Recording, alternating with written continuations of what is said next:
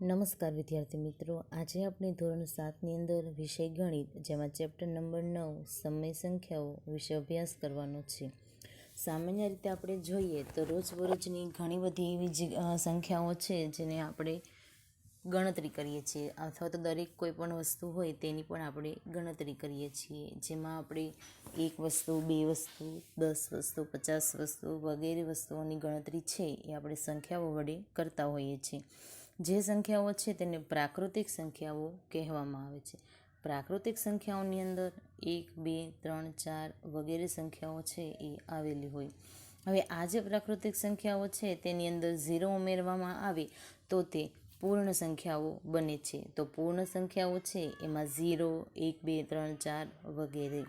હવે આ જે પૂર્ણ સંખ્યાઓ છે તેની અંદર ઋણ સંખ્યાઓ, જે પ્રાકૃતિક સંખ્યાઓ છે એ બધી જ ધન સંખ્યા છે. પૂર્ણ સંખ્યાઓ છે એ પણ 0 સિવાયની જે સંખ્યા છે એ બધી જ ધન છે. હવે આ જે પૂર્ણ સંખ્યા છે એની અંદર ઋણ સંખ્યા ઉમેરવામાં આવે તો તેને પૂર્ણાંક સંખ્યા કહેવામાં આવે છે. પૂર્ણાંક સંખ્યાઓ છે એ -3, -2, -1, 0, 1, 2, 3 ટૂંકમાં પૂર્ણાંક સંખ્યાની અંદર બધી જ સંખ્યાઓ ધન, ઋણ અને 0નો સમાવેશ થતો હોય છે. અપૂર્ણાંક સંખ્યાઓ છે એ પણ હોય છે, જેમ કે 1/2, 3/2, 4/1 વગેરે, જેને અંશના છેદમાં છેદ વડે દર્શાવવામાં આવે છે. હવે સમય સંખ્યાઓ છે એને કોને કહેવાય અને સમય સંખ્યાઓ છે એના અંદર કઈ કઈ પ્રકારની સંખ્યાઓનો સમાવેશ થાય એ આપણે જોઈએ. દાખલા તરીકે આપણે રસ્તા વચ્ચે ઊભા છીએ તો આપણા રસ્તાથી જમણી બાજુનો જે રસ્તો છે એ આપણાથી 3 કિલોમીટર દૂર છે, તો તેને આપણે 3 વડે દર્શાવી શકાય. અને આપણાથી વિરુદ્ધ એટલે કે ડાબી બાજુનો જે રસ્તો છે એ 5 કિલોમીટર છે, તો આપણાથી વિરુદ્ધ છે એટલે માટે એને આપણે -5 વડે પણ દર્શાવી શકીએ છીએ.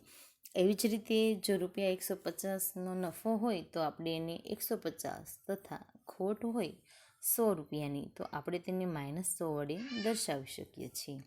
આવી જ રીતે અપૂર્ણાંક સંખ્યાઓ હોય તેને પણ દર્શાવી શકાય છે. જેમ કે દરિયાની સપાટી નીચે 750 મીટર અંતર હોય તો તેને આપણે 3/4 કિલોમીટર તરીકે દર્શાવી શકાય છે. હવે સમય સંખ્યા છે એનું સામાન્ય સ્વરૂપ છે P/Q. અહીં P એ શૂન્ય, ધન કે ઋણ સંખ્યા હોઈ શકે છે, પરંતુ Q છે ઇઝ નોટ ઇક્વલ ટુ 0, એટલે કે Q છે એ 0 ન હોવું શકે.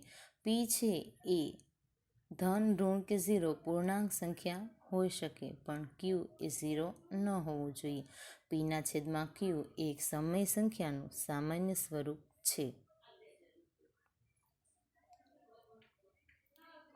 હવે આ જે સમય સંખ્યાઓ છે એની અંદર કઈ સમય સંખ્યાઓ હોય તો કે બધી જ પૂર્ણાંક અને અપૂર્ણાંક બંને જે છે એ સમય સંખ્યાઓ હોય. જો P એટલે કે જો P સમય સંખ્યાની અંદર જો P એ ધન પૂર્ણાંક હોય તો તે ધન સમય સંખ્યા કહેવાય, અને જો P એ ઋણ પૂર્ણાંક હોય તો તે ઋણ સમય સંખ્યા કહેવાય. અને ધન અને ઋણ પૈકી P એ 0 હોય તો તેને શૂન્ય સમય સંખ્યા કહેવાય. દાખલા તરીકે અહીં 4/5 છે તો એ 4/5 બંને ધન છે, તો આપણે એને ધન સમય સંખ્યા પણ કહી શકીએ છીએ, જ્યાં 4 એ અંશ કહેવાય અને 5 એ છેદ કહેવાય. અહીં P અને Q સ્વરૂપ આપણે જોઈએ તો 4 છે એ P વડે દર્શાવાય અને 5 છે તેને Q વડે દર્શાવાય. બીજું ઉદાહરણ છે -3/4, જ્યાં -3 છે એ P અને 4 છે એ Q. અહીં -3 એટલે કે અંશ છે એ ઋણ છે, તો આપણે તેને ઋણ સમય સંખ્યા પણ કહી શકીએ છીએ. દશાંશ સંખ્યાઓ હોય એ પણ સમય સંખ્યાઓ કહેવાય, કારણ કે દશાંશ સંખ્યા છે તેને અપૂર્ણાંક સંખ્યાની અંદર ફેરવી શકાય છે. જેમ કે 0.5, 2.3, 0.333.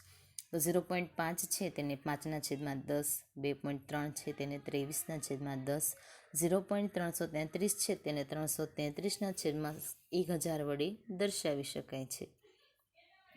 ત્યારબાદ જોઈએ કે શું 2/-3 એ સમય સંખ્યા છે? તો સૌપ્રથમ સમય સંખ્યા છે કે નથી એ દર્શાવવા માટે શું કરવાનું, તો કે જે કોઈ પણ સંખ્યા હોય એને આપેલ આપણે સમય સંખ્યાનું પ્રમાણિત સ્વરૂપ છે P/Q તેના વડે આપણે સરખાવવાનું છે. અહીં 2 એ P છે અને -3 એ Q છે, અહીં -3 છે જે ક્યુ છે જે 0 નથી, માટે એને સમય સંખ્યા આપણે કહી શકાય છે. અને 2 અને -3 છે એ બંને પૂર્ણાંક સંખ્યા છે. તેવી જ રીતે 10 સમય સંખ્યાઓની યાદી બનાવો. અહીં યાદી લખેલ છે, જેમાં 1/2, -3/5, 6/7, 1/-2, -2/5, -1/4, 2.5, 0.09, 0.18 બધી જ સમય સંખ્યાઓ છે. અહીં 3.1/2 એને પણ આપણે સમય સંખ્યાઓ કહી શકાય છે. 0 છે એ પણ એક સમય સંખ્યા કહી શકાય છે, કારણ કે 0ને 1/2, 1/-3 વડે આપણે લખી શકીએ છીએ. પ્રાકૃતિક સંખ્યાઓ છે એને પણ સમય સંખ્યા કહી શકાય. દાખલા તરીકે 3 છે તો આપણે તેને 3/1, 81 છે તો તેને 81/1 વડે લખી શકીએ છીએ. માટે કોઈ પણ પ્રાકૃતિક સંખ્યાઓ હોય એને પણ સમય સંખ્યા કહી શકાય છે. કોઈ પણ પૂર્ણાંક સંખ્યાને પણ સમય સંખ્યા કહી શકાય છે. સમય સંખ્યાની અંદર પૂર્ણાંક અને અપૂર્ણાંક બંનેનો સમાવેશ જોવા મળે છે. હવે આપણે જોવાનું છે કે સમાન સમય સંખ્યાઓ, કોઈ પણ બે સમય સંખ્યાઓ છે એ એકબીજાથી કેવી હોય, સરખી હોય, એ આપણને કેમ ખબર પડે? તો કે કોઈ એક સંખ્યા હોય એને અમુક સંખ્યા વડે ભાગીએ અથવા તો ગુણીએ, અને જો આપણને જે સાદું રૂપ છે એ સરખું મળતું હોય તો એ જે બંને સંખ્યા હોય એને સમાન સમય સંખ્યા કહેવાય. અહીં આપણે જોઈએ તો -2/3 અને -6/4 એ બંને સંખ્યા સમાન છે કે નથી એ આપણને કેમ ખબર પડે? તો આજે -4/6 છે એને આપણે સાદુરૂપ આપીએ તો -2 × 2 અને તેની નીચે 3 × 2, એટલે કે ઉપર નીચે આપણે 2 વડે ગુણીએ તો આપણને -4/6 છે એ આપણને મળે છે. હવે આપણે જોવાનું છે કે -4/6 મેળવું એ આપણે સાદુરૂપ આપીએ તો આપણને એ સીધો જ -2/3 મળે છે. એટલે કે -2/3 અને -4/6 એ સમાન સમય સંખ્યા છે. તેવી જ રીતે -2/3 છે એને ઉપર નીચે -5 વડે ગુણવામાં આવે તો -2 × -5 છેદમાં 3 × -5, 5 દુ 10 બંને ઋણ સંખ્યા છે, એટલે ગુણાકાર થાય એટલે બંને જો ઋણ સંખ્યા હોય તો તે ધન સંખ્યા બની જાય, એટલે કે 10/-15. તો -2/3 અને 10/-15 બંને સમાન સમય સંખ્યા છે.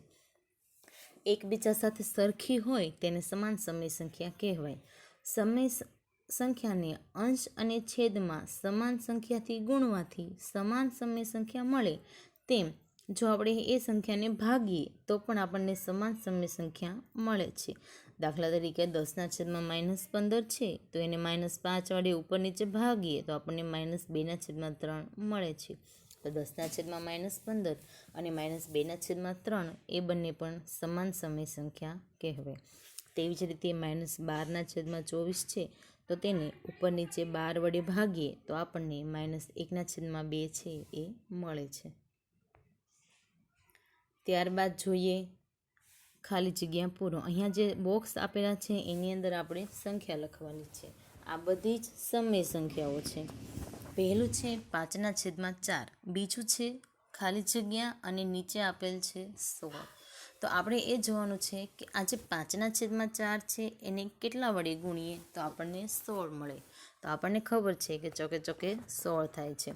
તો આ જે 4 છે એને 4 વડે ગુણીએ તો ઉપર 5 છે એને પણ 4 વડે ગુણવા પડે, એટલે કે 5 × 4, 4 × 4, એટલે આપણને જવાબ મળશે 20/16.